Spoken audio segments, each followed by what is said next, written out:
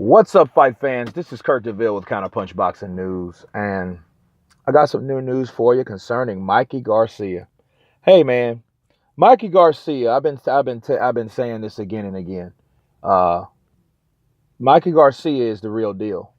He definitely has balls. I like Mikey Garcia. You know, he's he's one of those guys that is defined as a soldier. You know what I mean? He's kind of one of those guys that kind of like, hey, I want to fight this dude and I want to do that. You know what I mean? You have never heard Mikey Garcia not want to fight somebody. He's always trying to challenge himself. You remember he won in Cotto's last fight, which that would have been iconic. But, regardless, that was Ali's blessing. You know what I'm saying? So that's why he's at 154 right now. So, but anyway, back to Mikey, man. Mikey took on Sergey Lipenets. And Sergey Lipenets, man, I don't know if you look at his record, I think he's like 13-0 or 18-0, 13 knockouts, or is he 13-0 with 10 knockouts? I think he's 13-0 and 10 knockouts. Well, he's 13-1 now, okay? And that moves Mikey Garcia up to 38-0. And it just shows that Mikey is one of the best technical, disciplined fighters, okay? What I mean by technical, he's good at what he does because he follows the rules of boxing to the T. If you notice about Mikey Garcia, you hardly ever see him with his hands down. Of course, when he's throwing combinations, but the only time you see them down is when it's a safeguard for him to have them down. Like he was tagging Lipenets to the body. Of course, that's when he was, ripping uppercuts and left hooks and right hooks to the body of Lipenets. And it was ironic because that's what Lipenets was supposed to do, which he did in spots, okay? But when he tried, Lipenets has he has a habit of timing his shots. And Mikey Garcia in the 7th round, that's how he got that left hook, because he timed Lipenets' left hook.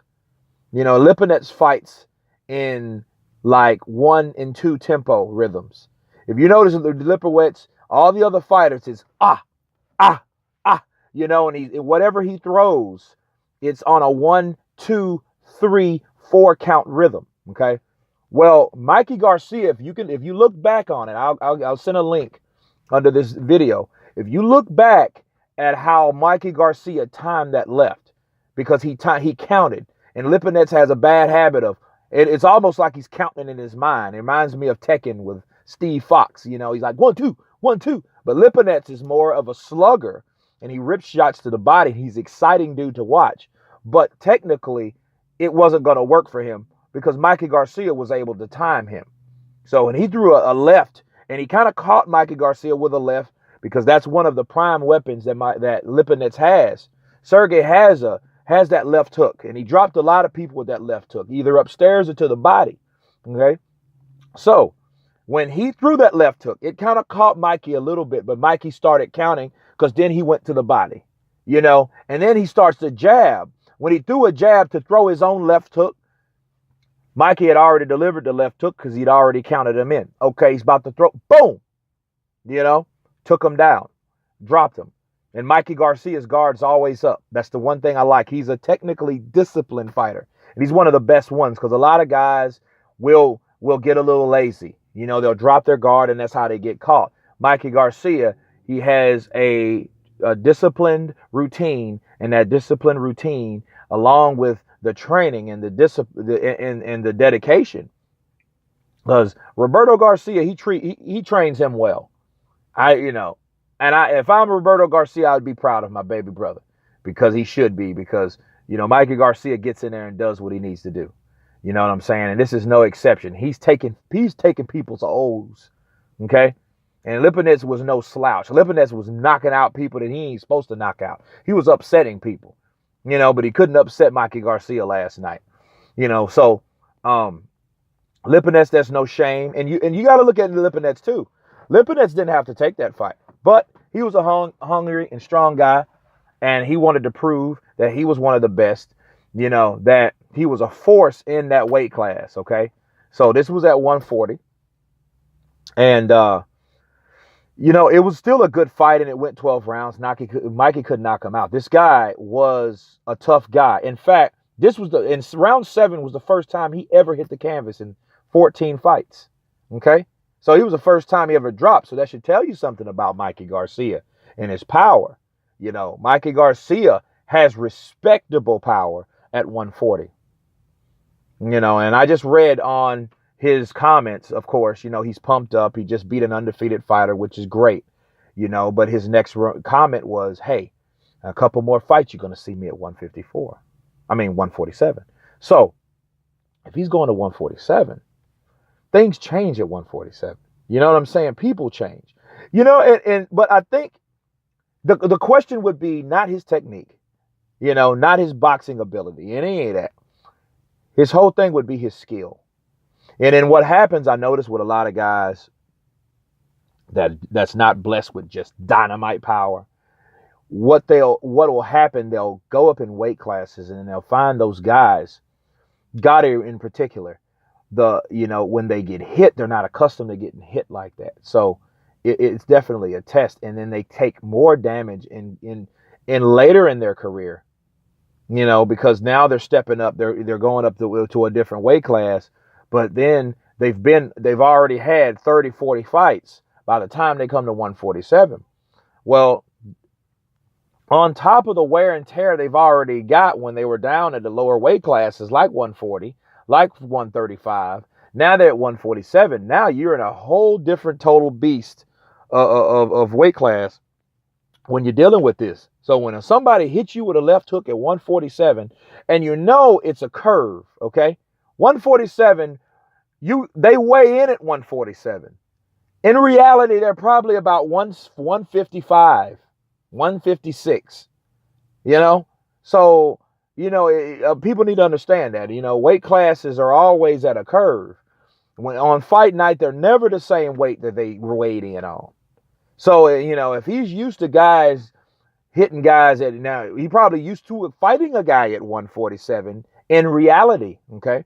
Now he's weighing in at 147, which might be better. He might eat a little more, because I don't really know what Mikey Garcia's walk around weight is. I don't really know that, but of course it would be better. It would, could assume it could be better for him. But when he gets in there with a much bigger guy, 140, 55, 160 even, fighting a guy there, because some people balloon up, it takes a toll. So that same left hook that somebody delivered to him, or like Lipenets, threw at 140 or 147, right? Let that happen when a guy's fighting him at 147 and he's actually comes in the ring weighing about 160 or 158. You know what I'm saying? So, that's a whole different ballpark, but you got to respect it. You got to respect Mikey Garcia for wanting to test himself. That's why Mikey Garcia is on many people's pound for pound list, including my own. I don't know where really he's stacked up in there somewhere, but a person is just as good as his last fight, and his damn last fight was very good. So, Mikey Garcia, I respect him. I think he's going to do big in the sport of boxing, and I can only see him in a super fight with Lipenets. You know what I mean? Before he goes to 147, I think that he should want to take on High Tech because, that fight's been brewing for a long time, and I want to know what he'll do with someone that's technically sound and then has that gifted skill, So, you know what I mean? I want to see what Lipenets does with a person that will fight him like Orlando Salido did, because that's how Salido was able to compete with Lipenets. He just kept throwing punches. You know what I mean? Yeah, a lot of them were low. It was a dirty fight, but still, all in all, Lipenets, he didn't give him time to set up those punches in his attack because he manipulates you by giving you about 8.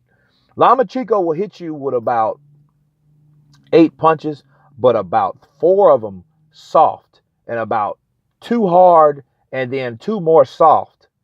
So, he might be targeting the left hook to the face and the left hook to the body, but he's going to throw a lot of empty shots. They might land partially, but that's not his angle. That's how he gets people. You know, he'll 1, 2, 3, pop, pop, 4, 5, 6, pop, pop. You know, and then before you know it, you're like, this dude's throwing freaking 70, 100 punches around, and I can't get off because he's keeping me busy, because he's keeping me thinking. Well, Mikey Garcia's not going to do that, you know, or, you know, it remains to be seen. Orlando Salido didn't let High Tech do that. You know, he just kept throwing punches. Like, hey, we're in a fight, we're going to fight. And that didn't really, and Lomachenko had to think a lot faster because he had, you know, he has someone now giving him just as much offense as he was. So I want to see if Mikey Garcia can do that. You know what I'm saying? And that's why I would really want a super fight with him, at least 135. 130, he can make 135. I don't know if Lomachenko will come to 140 to fight him, but still, however it works, it could be at a catch weight. It could be at a catch weight. So however it goes. But Mikey Garcia being 38-0, and he's well on his way to great stardom and great success, you know, and he's on my number 1 pound for pound list. He's on it, or my top 10 pound for pound list, should I say. But you guys tell me what you think about the fight. Up until then, you guys been counterpunched. Peace.